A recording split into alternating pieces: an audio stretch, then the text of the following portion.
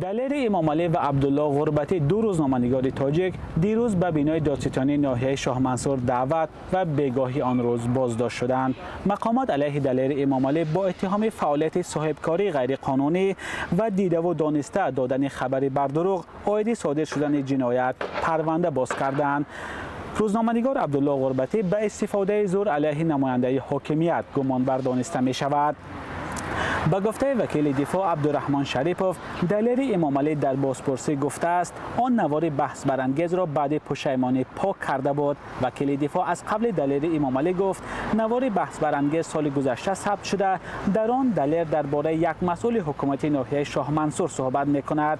در نوار مورد بحث خود دلیر صحبت می‌کند و گویا یک مقامدار حکومت ناحیه شاه منصور دوشنبه از بالای آن شکایت برده است. در مسئله صاحبکاری غیرقانونی دلیر امام علی گفته است دوام یک سال اخیر هرچند کم اما از فعالیت بلاگریش فایده گرفته است. دلیر گفته است نمیدانست که برای این فعالیتش باید انداز سپارد. وکیل دفاع افزود عبدالله غربتی در وقت بازپرسی اتهام علیهش اعلان شده را قاطعانه رد کرده است. غربتی گفته است یگان نیت و مقصد مناقشه با کارمندان پلیس را نداشت.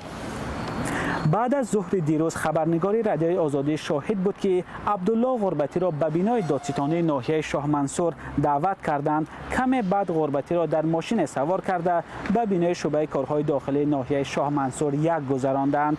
بینای دادستانی و اداره پلیس ناحیه شاه منصور در کنار هم جایگیر شدند.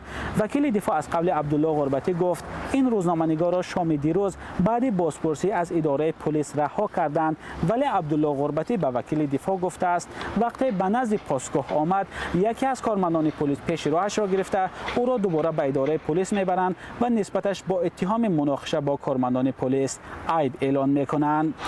مقامات رسما در این باره چیزی نگفتند. دلیر امام علی و عبدالله غربتی فعلا در توقیفگاه نگهداری موقتی و یا EVS دوشنبه نگهداری میشوند. یک گروه از فعالان شبکه‌های اجتماعی از رستم امام علی شهردار دوشنبه و پسر رئیس جمهور خواستند به قضیه دخالت کند.